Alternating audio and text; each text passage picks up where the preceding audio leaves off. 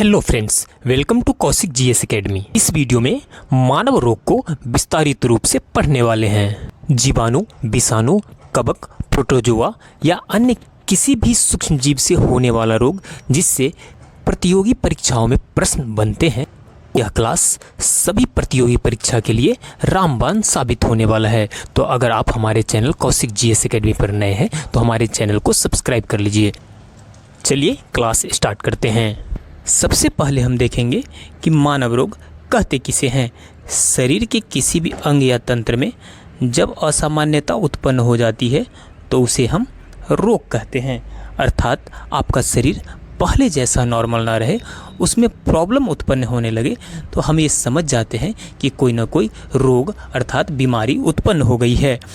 वे जीव जो रोग उत्पन्न करते हैं उन्हें रोगाणु कहते हैं। अर्थात रोग उत्पन्न करने वाले जीव या सूक्ष्म जीव को क्या कहते हैं? रोगाणु कहते हैं। अब देखेंगे रोग के प्रकार तथा कारण। सबसे पहले आता है इसमें संक्रामक रोग।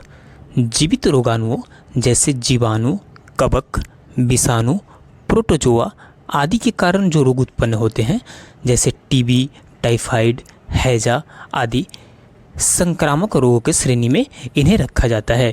ये फैलते हैं दूषित भोजन, दूषित जल, वायु, मक्खी, मच्छर आदि के द्वारा ये रोग क्या होता है? फैलते हैं। तो हमेशा आपको इससे अलर्ट रहना चाहिए। ये संक्रामक रोग में आता है। कई बार प्रश्न पूछे गए हैं, ध्यान में रखिएगा। जैसे टीबी, टाइफाइड, हैजा संक्रामक रोग में आता है। नेक्स्ट है हैसित रोग। ये रोग कौन सा है? उम्र बढ़ने के साथ विभिन्न शारीरिक अंगों की क्रियाशीलता कम होने से जैसे हृदय रोग उत्पन्न होता है। अर्थात हैसित रोग जब होता है जब आपका धीरे धीरे उम्र बढ़ता है। उम्र बढ़ने के साथ कई बीमारियां होती है जैसे हृदय रोग या कई रोग होते हैं जिन्हें हैसित रोग की श्रेणी में रखा जाता है। नेक्स्ट है हीनता तथा जन्य रोग। हीनता तथा जन्य रोग विभिन्न पोषक तत्वों की कमी से होते हैं।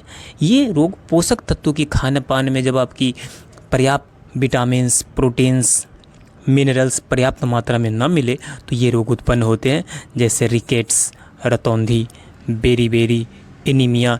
ये सारी रोग जो है हीनता जन्य रोग है, यानी पोषक तत्वों की कमी से होने वाला रोग है।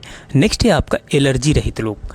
आप किसी पदार्थ के प्रति अत्यधिक संवेदनशीलता के कारण होता है।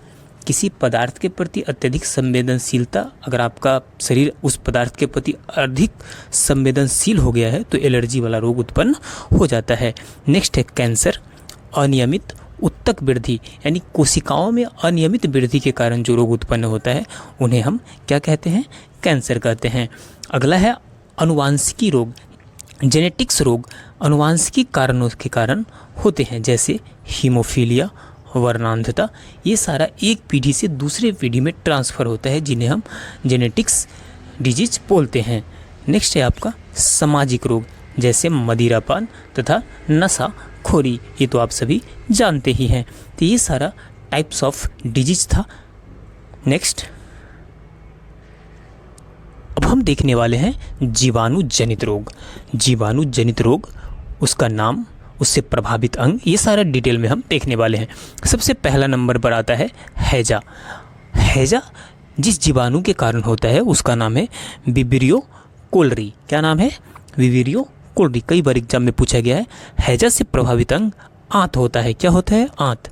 नेक्स्ट जो जीवाणु से होने वाला रोग है वो है डिप्थीरिया। डिप्थीरिया होता है किस जीवाणु के कारण?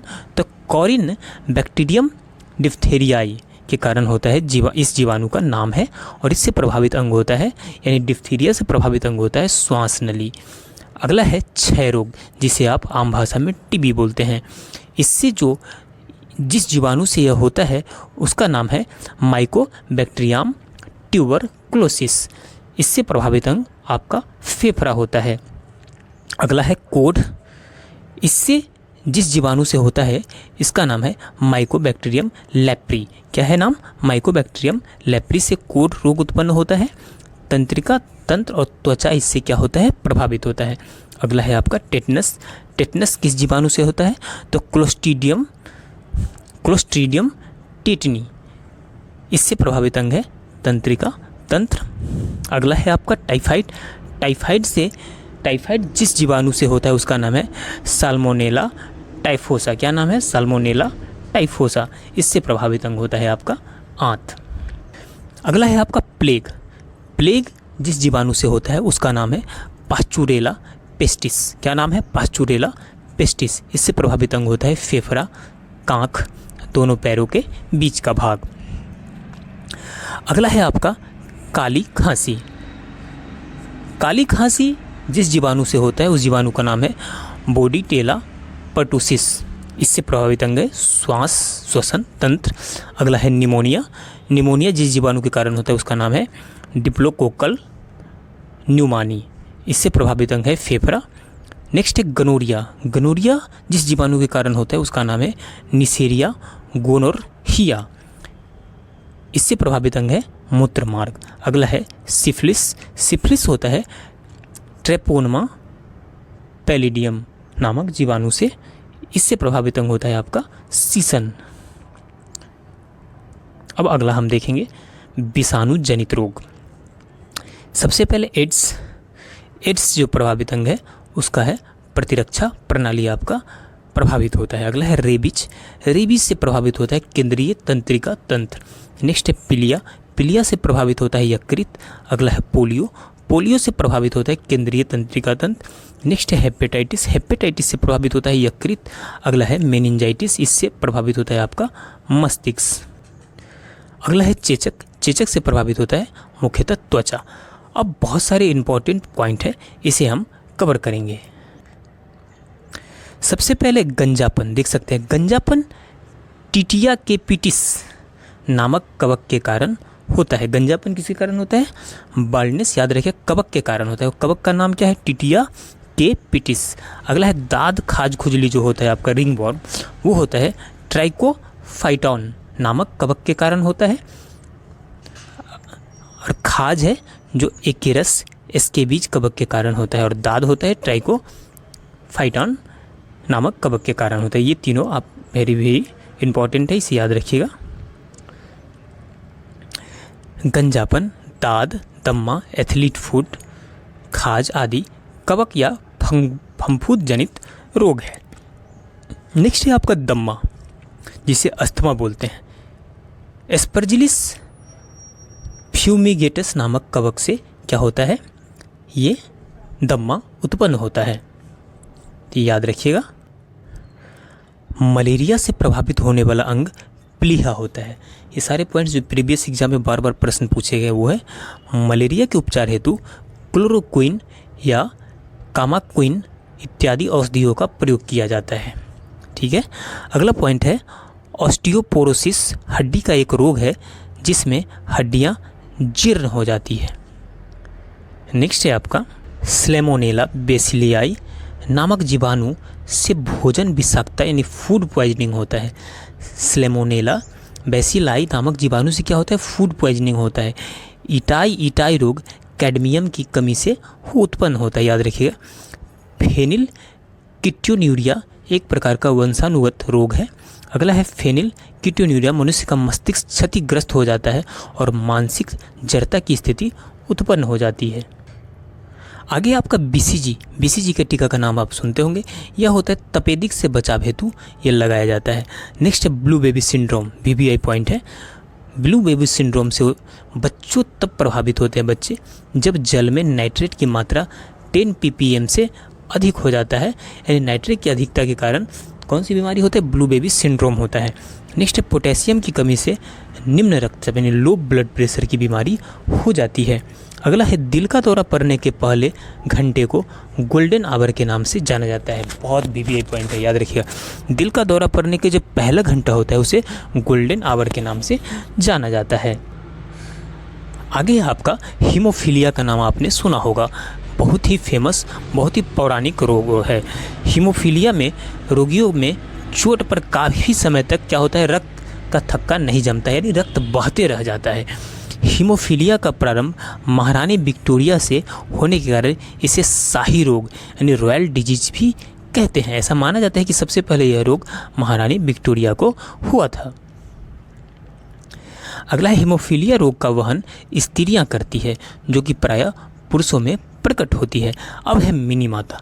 मिनी माता का नाम आप सभी ने सुना होगा। मिनी माता एक तंत्रिका संबंधी रोग है। मिनी माता रोग शरीर में पारा की अधिकता के कारण होता है। किसके कारण होता है? जब पारा की अधिकता, यानी जल में जब पारा की मात्रा बढ़ जाएगा तो आपके शरीर में मिनी माता रोग होने की चांसेस क्या हो जाती हैं? बढ़ जाते हैं। नेक्स्ट, अगला है आपका HIV। HIV के बारे में आप सभी ने सुना होगा। एड्स रोग का कारक HIV वायरस ही है, यानी एड्स बीमारी जो होती है वो HIV वायरस के कारण होती है, जिससे श्वेत रुधिर कणिका प्रभावित होता है। नेक्स्ट है ELISA. ELISA enzyme linked immunosorbent ऐसे परीक्षण एड्स की पहचान के लिए किया जाता है। यानी एड्स की पहचान के लिए कौन सा टेस्ट किया जाता है? एलिसा टेस्ट, याद रखिएगा।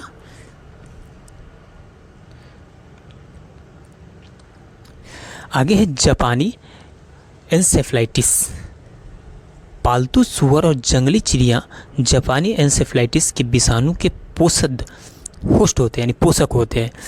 इस विषाणु का संक्रमण मनुष्य एवं जानवरों में क्यूलेक्स मच्छर के द्वारा होता है, यानी क्यूलेक्स मच्छर काटने से ये बीमारी होती है।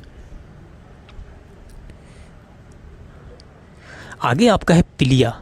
पीलिया रोग में यकृत प्रभावित होता है। पीलिया रोग में क्या प्रभावित होता है? यकृत प्रभावित होता है। पीलिया में बिलीरुबिन पूरे शरीर में फैल जाता है, जिससे त्वचा और नेत्र पीले पड़ जाते हैं। अगला आपका VVI पॉइंट है चेचक। आप सभी चेचक का नाम जानते होंगे। चेचक वेरियोला वायरस के द्वारा होता है। चेचक के टीके का आविष्कार एडवर्ड जेनर ने किया था। किसने किया था? एडवर्ड जेनर ने किया था। अगला है गर्भाशय में विकसित हो रहे भ्रूण को प्लेसेंटा द्वारा पोषण मिलता है। किसके द्वारा? प्लेसेंटा द्वारा। एल्जाइमर रोग से मानव का मस्तिष्क प्रभावित होता है। एल्जाइमर रोग से मानव का क्या प्रभावित होता है? मस्तिष्क प्रभावित होता है। एल्जाइमर में मनुष्य की स्मरण क्षमता क्षीण हो जाती है। कीट भक्षी पौधे कीटों को खा जाते हैं, क्योंकि वे जिस मिट्टी में उगते हैं उसमें नाइट्रोजन की कमी होती है। किसकी कमी होती है? नाइट्रोजन की कमी होती है। नेक्स्ट है नेत्रदान में दाता की आंख की कॉर्निया नामक भाग को उपयोग में लाया जाता है। अगला है किसी वृक्ष को अधिकतम हानि उसकी छाल की नाश के करने से होता है। नेक्स्ट है मरुस्थलीय क्षेत्रों में उगने वाली वनस्पतियों को जीरोफाइट कहते हैं। अधिक आर्द्रता वाले क्षेत्रों या दलदली क्षेत्रों की वनस्पतियों को हाइग्रोफाइट कहते हैं। इसके अलावा जलीय पौधों को हाइड्रोफाइट कहते हैं। लवणीय पौधे क्षेत्र में उगने वाली वनस्पतियों को हेलोफाइट कहा जाता है। और सिनकोना पौधे की छाल से कुनैन की प्राप्ति की जाती है। तो ये सारा VVI पॉइंट था। अब महत्वपूर्ण पॉइंट देखें, किस विटामिन की कमी से कौन सा रोग उत्पन्न होता है। इस क्लास को कंप्लीट करने के बाद आपका मानव रोग से एक भी प्रश्न आपके एग्जाम में छूटने वाला नहीं है। अगला है विटामिन। विटामिन ए का रासायनिक नाम है रेटिनॉल। विटामिन ए की कमी से रतौंधी नामक रोग होता है। कई बार एग्जाम में पूछा गया है, आप रतौंधी ही सिर्फ याद रखिएगा। विटामिन ए गाजर, हरी सब्जियां, दूध, मक्खन, अंडा, जिगर आदि में पाया जाता है। नेक्स्ट है विटामिन B1। विटामिन B1 का रासायनिक नाम है थायमिन। विटामिन बी की कमी से रोग होता है बेरी या वृद्धि का रुकना। विटामिन बी का स्रोत है अनाज, फलियां, सोयाबीन, दूध आदि। विटामिन से बहुत सारे प्रश्न आते हैं, इसलिए आप इसे कंफर्म याद कर लीजिएगा। नेक्स्ट है विटामिन B2। विटामिन B2 का रासायनिक नाम है राइबोफ्लोविन। इससे जो बीमारी होती है वो है किलोसिस। विटामिन B2 का स्रोत है पनीर, अंडा, ईस्ट, मांस, हरी पत्तियाँ आदि। नेक्स्ट है विटामिन B3। इसका रासायनिक नाम है नियासिन या निकोटीन अम्ल। इससे जो रोग होता है वो प्लेग्रा है। प्लेग्रा से प्रभावित अंग मस्तिष्क होता है, मैंने पहले ही बता दिया है। इसका स्रोत है ईस्ट, मांस, मछली, अंडे, दूध, फलियां आदि। नेक्स्ट है आपका B5। अगला है विटामिन B5। इसका रासायनिक नाम है पेंटोथेनिक अम्ल। इससे जो रोग होता है वो है चर्म रोग, वृद्धि कम, बाल सफ़ेद होना। इसका स्रोत है अंडा, दूध, मांस, मूंगफली आदि। नेक्स्ट है विटामिन B6। इसका रासायनिक नाम है पायरिडॉक्सिन। इससे जो रोग होता है वो है रक्त क्षीणता, चर्म रोग, पेशियों में ऐंठन। इसका स्रोत है दूध, ईस्ट अनाज, मांस आदि। नेक्स्ट है विटामिन B7, इसका रासायनिक नाम है बायोटिन। इससे रोग होता है चर्म रोग और बालों का झड़ना। इसका भी स्रोत है मांस, गेहूं, अंडा, सब्जी, फल आदि। नेक्स्ट है विटामिन B9, इसका रासायनिक नाम है फॉलिक अम्ल। रासायनिक नाम तो 100% याद रखिएगा क्योंकि बार बार एग्जाम में पूछा जाता है, तथा रोग, ये दोनों। इससे जो रोग होता है रक्तहीनता, कुंठित वृद्धि, यह पाए जाते हैं हरी सब्जियां, फलियां, ईस्ट, मांस, अंडे आदि में पाए जाते हैं। नेक्स्ट आपका B12 का रासायनिक नाम है साइनाकोबाल्मिन। इससे जो रोग होता है वह रक्तहीनता, तंत्रिका तंत्र में गड़बड़ियाँ, ये पाए जाते हैं मांस, मछली, अंडा, दूध आदि जीवाणु आदि में, आंत के जीवाणु आदि में। नेक्स्ट है विटामिन C, इसका रासायनिक नाम है स्कॉर्बिक अम्ल। स्कर्वी रोग होता है, ये पाए जाते हैं नींबू वंश के फल, टमाटर, आंवला, सब्जियां आदि में। नेक्स्ट है विटामिन D, इसका रासायनिक नाम है कैल्सीफेरॉल। इससे जो बीमारी उत्पन्न होता है इसकी कमी से, वह सूखा रोग जिसे रिकेट्स बोलते हैं, ऑस्टियोमेलेसिया, यह पाया जाता है। इसका स्रोत है मक्खन, मछली का तेल, अंडा आदि। तथा सूर्य के प्रकाश से शरीर में संश्लेषण, मॉर्निंग में आपको सूर्य के प्रकाश में जाके खड़ा होना चाहिए। अगला है विटामिन E। विटामिन E का रासायनिक नाम है टोकोफेरॉल। इसकी कमी से जो रोग होता है वह जनन क्षमता में कमी, यानी जननांग तथा पेशियां का क्या हो जाना, कमजोर हो जाना, ये पाया जाता है तेल, गेहूँ, अंडे की जर्दी, सोयाबीन आदि में यह पाया जाता है, यानी इसका स्रोत है। अगला जो है लास्ट है विटामिन K, इसका नाम है फोलिक्विनोन या नेप्थोक्विनोन। चोट पर रक्त का थक्का नहीं जमता, इसकी कमी से क्या होता है, चोट पर रक्त का थक्का नहीं जमता है। ये पाए जाते हैं हरी सब्जियां, अंडा, सोयाबीन, आंत के बैक्टीरिया आदि में। तो हमने आज का महत्वपूर्ण मानव रोग से रिलेटेड क्लास लिया। अगर आपको हमारा क्लास पसंद आया तो प्लीज़ हमारे इस वीडियो को लाइक और हमारे चैनल को सब्सक्राइब कर लीजिए। चलिए मिलते हैं अगले क्लास में, तब तक के लिए जय हिंद।